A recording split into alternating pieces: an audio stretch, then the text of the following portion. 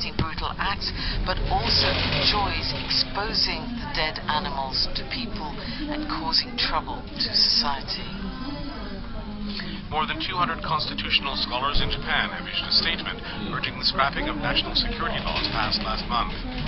The statement, released today, says the laws violate or renouncing Article 9 of Japan's constitution and lack legitimacy. The scholars say they will keep working with members of the public across the country to seek a repeal of the laws.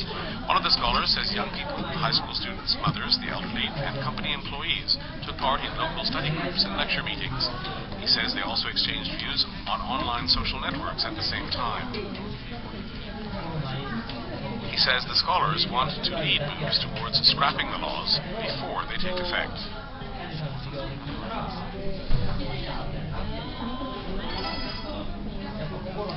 Japanese weather officials say El Niño conditions will continue throughout this winter.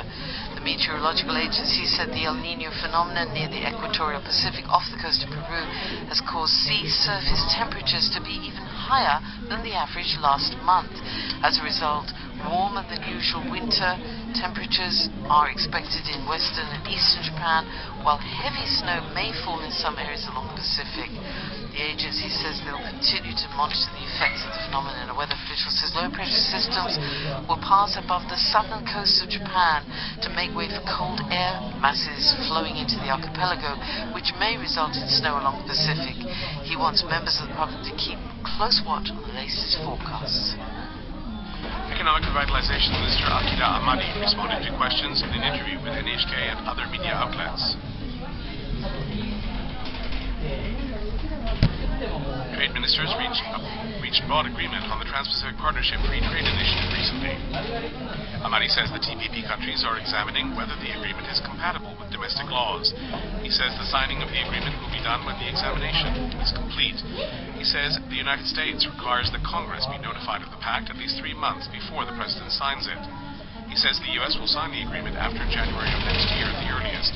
Amadi says each TPP nation is expected to begin the process of approving the pact in the earliest session of Parliament or its legislative body. He was suggesting that the government would ask the Diet to approve the agreement after next January in preparation for signing.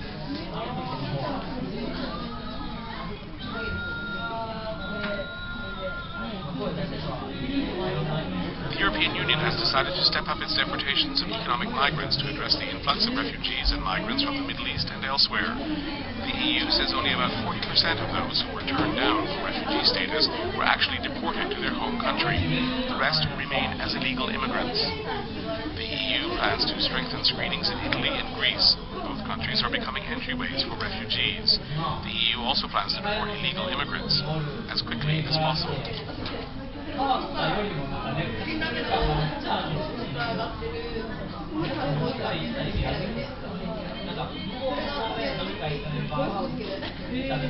Now the weather. It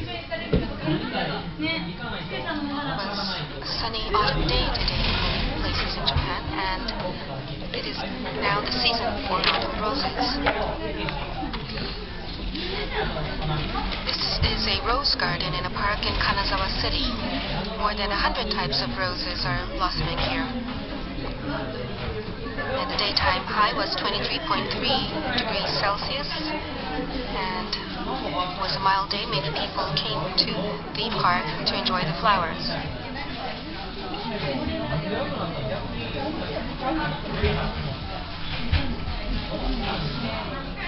You almost can feel the fragrance in the air. Now, up in the mountains, the trees have put on autumn colors. And Sonkyo in northern Japan, and Zawo, and also in the Kanto area, Nikko and Oze, also autumn leaves are now changing color. Also in western Japan, there are many places where the mountains are now turning colorful, but it means that the air will be chilly, so please dress warm. And now to look at the temperature for the 3-day holiday in Sapporo and Morioka, and also in Nagano. On Monday, the overnight lows will go below 10 degrees, and when the temperature dips this low, the leaves will start turning color. And in Kanto So tomorrow, the temperature will be rather high, but it will drop on Sunday and also on Monday. It will be a little bit cooler. And on Saturday and Monday, it will be sunny. Take a look at the weather chart. The high will cover a large area, however, a low will be close to Hokkaido, and the isobars are close together, and therefore, please watch out for strong winds and high waves in Hokkaido. But otherwise, many places it will be mild and sunny. But on Sunday, the front will move in and may be rainy in Kanto to northern Japan. The regional forecast: Kyushu, Okinawa, Shikoku. The sun will shine from the morning. Clouds will spread in some places in the afternoon. Naha will be morning rain. Thunderstorms are expected in some areas. Overnight lows will be 15 degrees or lower. Daytime highs will be around 25 degrees. Kansai, Tokai and Hokuriku. Thunderstorms will continue until early Saturday, and Hokuriku will be mostly sunny during the day. Isolated rain is expected in Kansai and Tokai at night.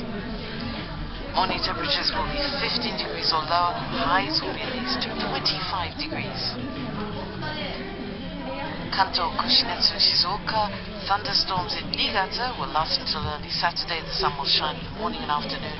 At night, rain will start in coastal areas. Lows will be 15 degrees or cooler. Highs will be about 25 degrees, around the seasonal average from mid to late September. Tohoku and Hokkaido. Thunderstorms will hit the Sea of Japan coast. People are advised to stay on the alert until early Saturday in Tohoku and until before noon in Hokkaido. Many areas will enjoy fine weather during the day. Lows will be around the same level as daytime temperatures will be about 2 to 6 degrees higher than today. The high will be 25 in Sendai and 19 in Sapporo. 7-day forecast: Sapporo to Tokyo. On Sunday it will be mainly rainy. Temperatures will not rise sharply during the day. On Sunday, rain is expected in northern Japan and Hokuriku. Kanto will be sunny.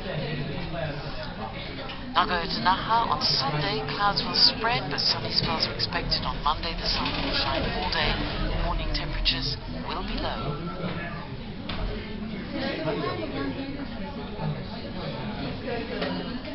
チャレンジャーを通して武者王の4回です。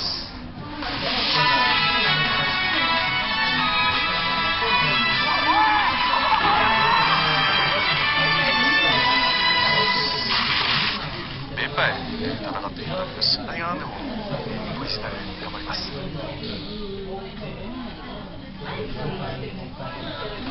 Now we have sports. In the men's quarterfinals of the Japan Open tennis tournament, Kei Nishikori faced an opponent who beat him on the court last year. Nishikori is aiming to win the Japan Open for a second straight year. Today he was up against rival Marin Cilic, who beat him in the US Open final last September. From the start, Nishikori looked for opportunities to counter Cilic's fast-paced game. But he wasn't able to get past Cilic's high-speed serves. Nishikori says he felt Cilic had studied his style well. He lost the set 3-6. In the second set, he was relentless. Nishikori says that he was waiting for the one chance only because his opponent was serving very well. He returned serves pressuring his opponent, and he broke through at the end, taking the set 7-5.